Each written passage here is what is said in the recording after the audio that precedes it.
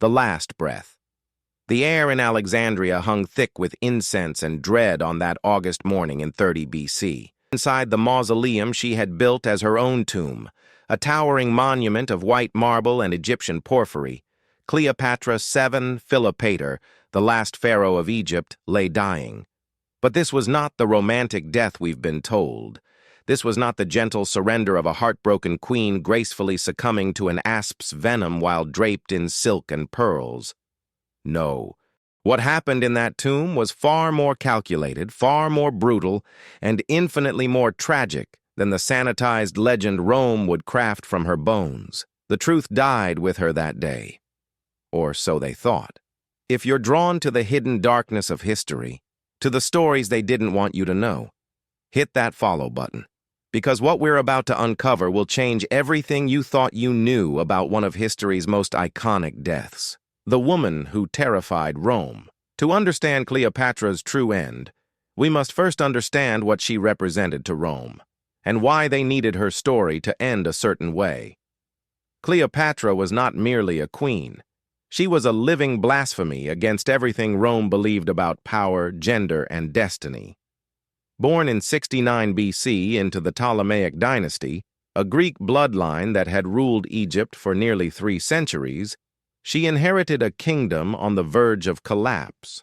Egypt, once the breadbasket of the ancient world, had become a client state, a puppet dancing on Roman strings. But Cleopatra refused to dance. Fluent in 9 languages, educated in mathematics, philosophy, astronomy, and oratory, she was a polymath in an age when women were expected to be ornaments. Ancient historians, all male, all Roman, all with an agenda, reluctantly admitted her brilliance even as they vilified her sexuality. Plutarch wrote that her beauty was not in itself incomparable, but her presence was irresistible, her voice like an instrument of many strings. She knew exactly what weapon her intellect was, and she wielded it with surgical precision. When Julius Caesar arrived in Alexandria in 48 BC, chasing his rival Pompey, he found not a simpering provincial queen, but a strategic genius who understood that Rome's internal conflicts were Egypt's opportunity. The famous story of Cleopatra smuggled to Caesar in a rolled carpet? That wasn't romantic spontaneity. That was theater, carefully staged by a woman who knew the value of a dramatic entrance. She became Caesar's lover, yes, but she also became his political partner. Together they conceived not just a son, Caesarion, whose very existence threatened Rome's power structure, but a vision of a world where East and West merged under a single divine dynasty. Rome was terrified. The propaganda machine begins. When Caesar was assassinated in 44 BC, Cleopatra returned to Egypt carrying a secret that Rome could never allow to flourish: legitimate royal blood mixed with Caesar's lineage. Caesarion wasn't just her son. He was a living challenge to Octavian's claim as Caesar's heir. Enter Marcus Antonius, Mark Antony, the charismatic general who would become both Cleopatra's greatest ally and the instrument of her destruction. Their partnership, beginning in 41 BC, was built on military strategy and political necessity. Yes, they became lovers. Yes, they had 3 children together. But reducing their relationship to mere passion ignores the calculated political theater they performed together. The donations of Alexandria in 34 BC, where Antony declared Caesarion as Caesar's true son and parceled out Roman territories to Cleopatra's children, wasn't romantic excess. It was a declaration of war against the Roman senatorial system. Octavian, Caesar's adopted son and the future Emperor Augustus, recognized the existential threat. But he couldn't simply declare war on a fellow Roman. He needed to transform Antony into a traitor and Cleopatra into a monster. The propaganda campaign that followed was unprecedented in its viciousness and effectiveness. Roman poets, historians, and politicians crafted an image of Cleopatra as a depraved Oriental seductress, a witch who had enslaved Antony with exotic drugs and perverse sexual magic. She was portrayed as the embodiment of Eastern excess threatening Rome's masculine virtue. Horace, the poet, called her a fatale monstrum, a fatal monster. Propertius described her as a whore queen corrupting Roman values. The Senate declared war not on Antony, but on Cleopatra alone, a foreign queen who dared challenge Rome's divine right to rule the world. Every word was a lie designed to justify what Rome intended to do, and it worked. The battle that sealed her fate, September 2nd, 33rd BC, the Battle of Actium. The name has come down to us as a decisive naval engagement, a clear Roman victory that ended the war. The reality was far messier, far more desperate, and far more revealing about what was actually at stake. Antony and Cleopatra's combined fleet of over 200 warships faced Octavian's navy in the waters off the western coast of Greece. For hours, the battle hung in balance, a grinding, brutal engagement of ramming hulls and burning pitch, of men screaming as they drowned in armor, of the Mediterranean running red. Then, Cleopatra did something that history has never forgiven her for. She fled. Her 60 Egyptian ships, carrying the war treasury, broke through the Roman line and sailed for Egypt. Antony, seeing her purple sails disappearing into the distance, abandoned his fleet and followed her. Historians have called this cowardice, betrayal, the act of a woman ruled by fear rather than reason. But study the tactical situation, examine the wind patterns that day. Consider the intelligence Cleopatra surely possessed about Octavian's plans, and a different picture emerges. The battle was already lost. Antony's commanders had been bribed, his troops' morale was shattered, and Octavian's forces outnumbered them.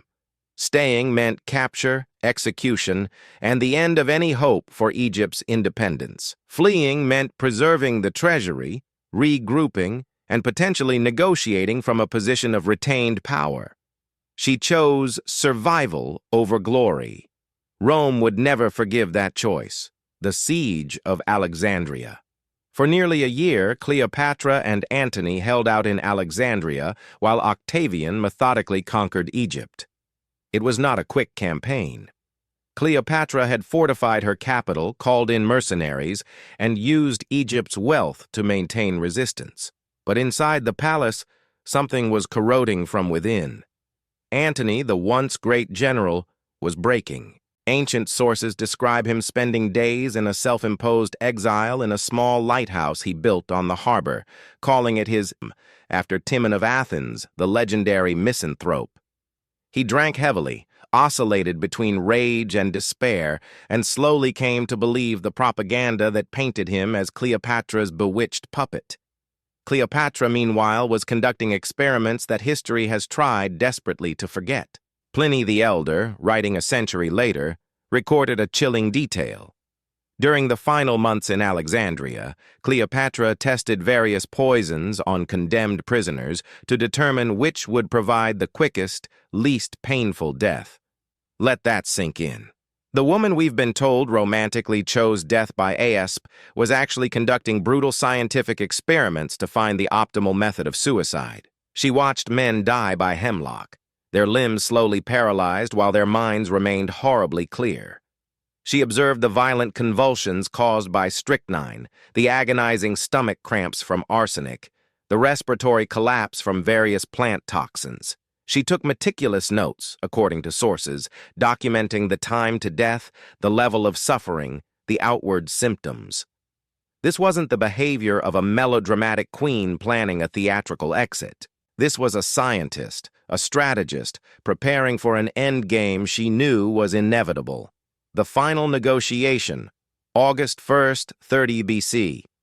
Octavian's forces breached Alexandria's outer defenses.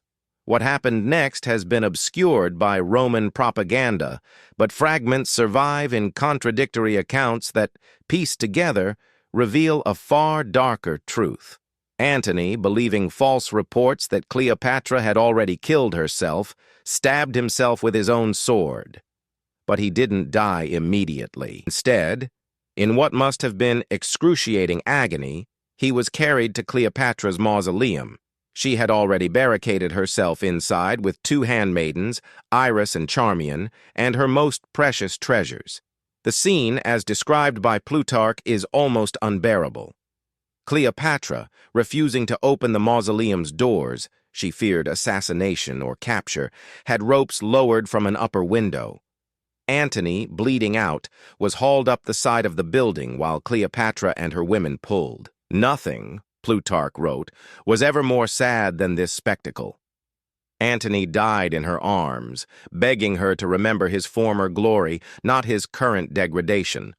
What words passed between them in those final moments? What regrets? What recriminations? What desperate plans? We'll never know. But we do know what happened next. Cleopatra sent a message to Octavian. She wanted to negotiate. The deal Rome couldn't allow. Here's where the official story begins to unravel completely. According to Roman propaganda, Cleopatra's final days were spent in grief-stricken mourning, her thoughts turning to romantic suicide. But diplomatic correspondence fragments suggest something else entirely. Cleopatra was trying to cut a deal. She had leverage. Inside her mausoleum, she'd stacked treasures worth the equivalent of billions in modern currency. Gold, jewels, rare spices, and most importantly, grain reserves and financial records that documented loans Rome desperately needed to collect. She sent word to Octavian. She would burn it all, reducing Rome's economy to chaos unless he agreed to terms. Her terms? Her children would be spared and allowed to rule Egypt as Roman clients. Caesarion, in particular, would be recognized as legitimate royal blood, if not as Caesar's political heir. Octavian, playing the long game, appeared to negotiate. He sent his representative, Gaius Proculeius, to talk with Cleopatra. He made vague promises. He bought time. And then he struck. While Cleopatra was distracted in conversation with Proculeius at the mausoleum's door, Roman soldiers scaled the building and entered through the same upper window that had been used to haul up Antony's dying body. They seized Cleopatra before she could ignite the treasury. Plutarch records that Cleopatra attempted to stab herself with a dagger hidden in her clothes, but was prevented. She was taken prisoner, alive, humiliated, and now without leverage, and the parade Octavian had won. But he had a problem. Roman triumphs, the elaborate victory parades where generals displayed their conquered enemies, were the ultimate expression of Roman supremacy. Octavian needed to parade Cleopatra through Rome in chains, to show the mob that the whore queen, who had seduced two great Romans and challenged Rome itself, had been defeated. The propaganda value would be immeasurable. The political boost to Octavian's claim to absolute power would be unstoppable. But Cleopatra had to be alive for the parade. And here, the sources agree on something remarkable. Octavian became obsessed with keeping her alive. She was moved from the mausoleum to the palace but kept under constant guard. According to Cassius Dio, writing 2 centuries later but drawing on contemporary accounts, Cleopatra repeatedly attempted suicide. She tried to starve herself and had to be force-fed. She hid sharp objects and had her quarters repeatedly searched. Octavian, Dio reports, even threatened to execute her children if she harmed herself. Think about that psychological torture. Rome's most powerful man, having conquered her kingdom and destroyed her lover, was now holding her children hostage to force her to live long enough to be publicly humiliated. The truth of the asp. August 10th or 12th. Sources differ. 30,000 BC. Cleopatra died in her quarters. The official story, the one that has echoed through 2 millennia, tells us she smuggled an asp, an Egyptian cobra, into her room, hidden in a basket of figs. She allowed it to bite her breast, dying painlessly and beautifully, dressed in her royal regalia, with her 2 handmaidens dying alongside her in solidarity. It's a perfect story, romantic, exotic, fitting for a queen who chose death over dishonor. It's also almost certainly false. Let's examine the problems. First, asp venom doesn't work the way the story requires. Egyptian cobra venom causes massive swelling, discoloration, tissue necrosis, and violent convulsive death over several hours. Victims don't die peacefully. They die screaming. Second, contemporary sources report that when Octavian's guards found Cleopatra's body, there were no certain marks of the asp. Plutarch himself notes this contradiction but accepts the asp story anyway because it was said to be true. Third, and most damningly, remember those poison experiments Cleopatra conducted. She knew exactly what various toxins did. If she wanted a peaceful death, she had access to far more effective poisons than snake venom. So what really happened?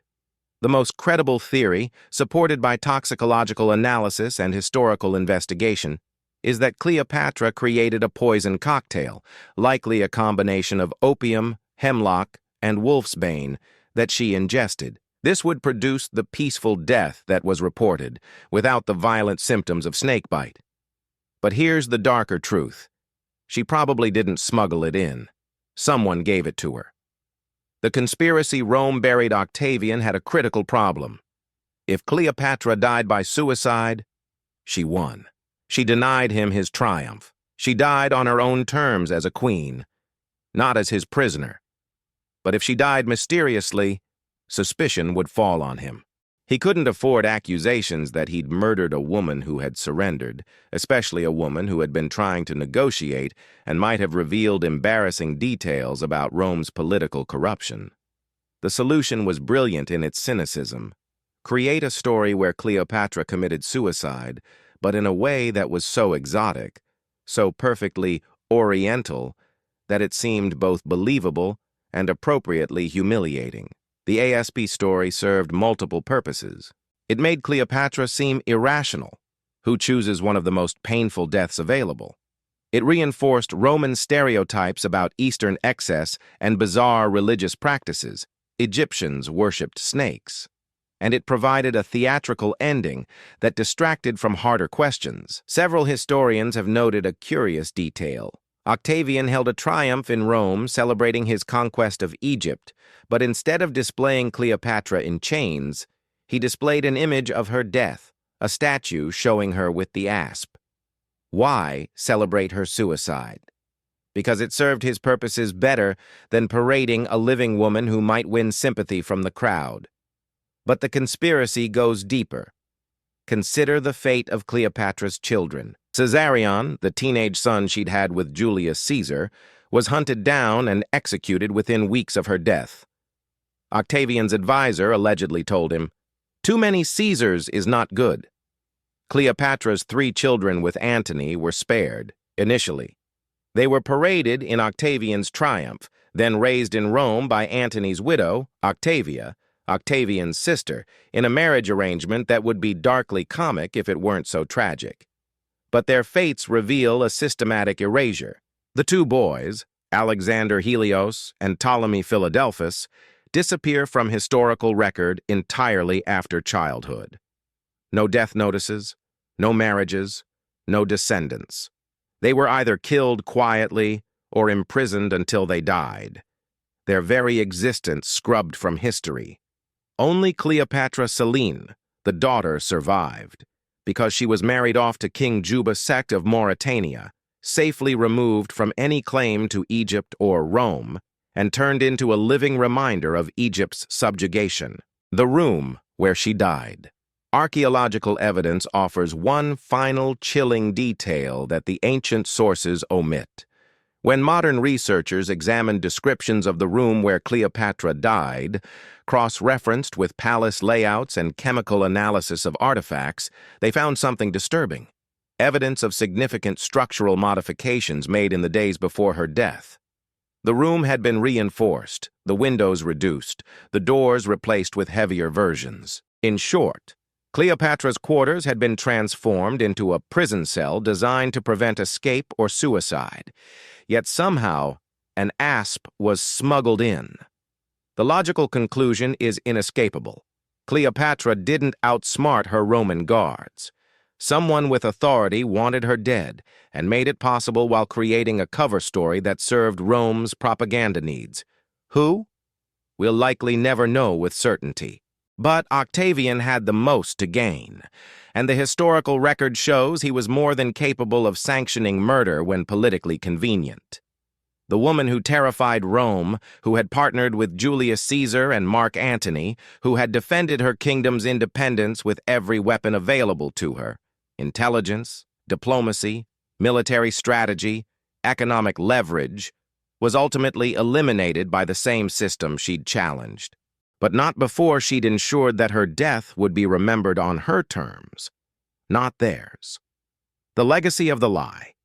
Why does the ASP story persist? Why do we cling to this romantic fiction when the evidence points to something far more complex and sinister?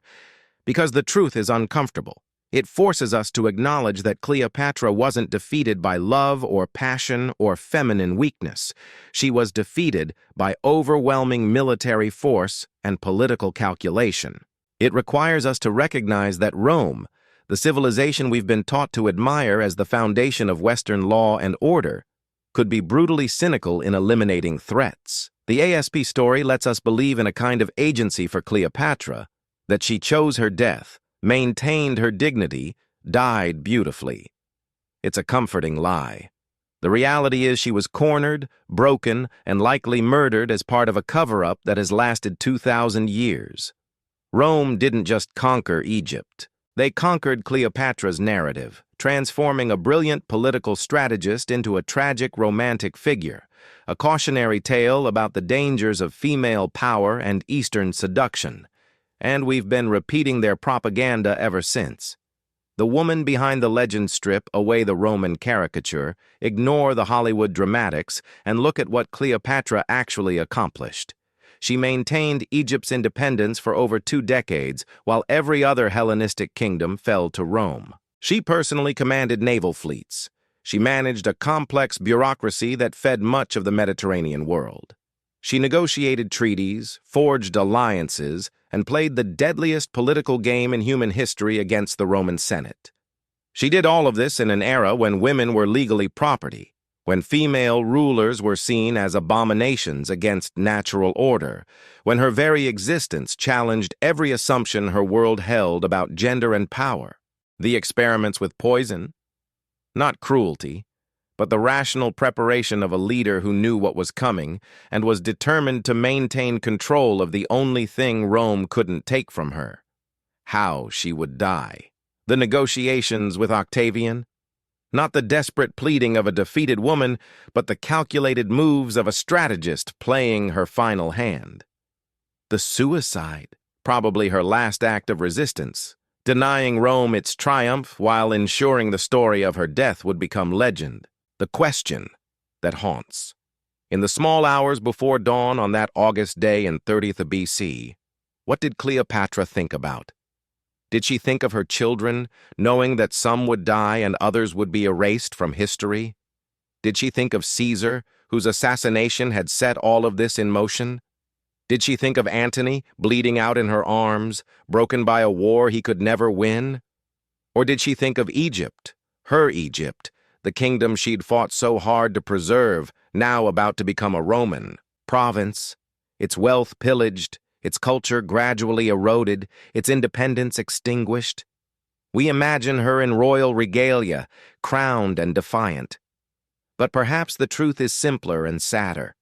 A woman in her late 30s, exhausted beyond measure, having lost everything she fought for, making one final choice in a life that had been defined by impossible choices. The poison, whatever form it took, was both an ending and a message. You will not parade me. You will not break me. You will not write the final chapter of my story. The silence after the mausoleum where Cleopatra died was later destroyed by Roman order. Her palace complex was methodically dismantled. The Library of Alexandria, which held records that might have preserved her version of events, was gradually depleted and eventually burned. Egypt itself was forbidden to Romans of senatorial rank. Without the emperor's permission, Octavian, now Augustus, wanted to prevent anyone from using Egypt's wealth and strategic position to challenge imperial authority. The province was locked down, controlled, and systematically stripped of everything that had made it unique. Within 2 generations, almost nothing remained of the Ptolemaic dynasty except the propaganda of their enemies and a handful of monuments too massive to destroy. But in the Mediterranean night, when the wind blows right off the Egyptian coast, some people still claim they can hear it. The echo of a woman's voice, speaking in 9 languages, refusing to be forgotten. Cleopatra's true end was darker than we were told because it wasn't really an end at all. It was an erasure, a systematic destruction of memory and meaning, a historical assassination that continued long after her body had been entombed. Rome wanted us to remember her as a seductress, a tragic romantic, a cautionary tale. They wanted us to forget she was a ruler, a strategist, a woman who looked at the most powerful empire in human history and said, "No, the Aspie story is beautiful, but the truth is far more powerful. Cleopatra died as she lived, on her own terms, no matter what it cost, no matter what lies they would tell about her afterward. And in the end, perhaps that's the real reason Rome had to destroy her so thoroughly. Not because she was dangerous while alive, but because the truth of who she was, capable, brilliant, unbowed even in defeat, was too dangerous to let survive. The darkness in her story isn't the poison or the defeat, or even the death. It's the silence that came after. The deliberate, calculated effort to ensure that history would remember Rome's version, not hers. But history has a way of revealing its secrets, and 2,000 years later, we're finally beginning to hear what they tried so hard to silence. The voice of a woman who terrified an empire, and whose true story is far more compelling than any legend they invented. Sleep well with that knowledge. Cleopatra died alone in a locked room, her children hunted, her kingdom destroyed, her story stolen. But she's still here, still speaking, still refusing to be forgotten. And that, more than any triumph, is how empires truly die.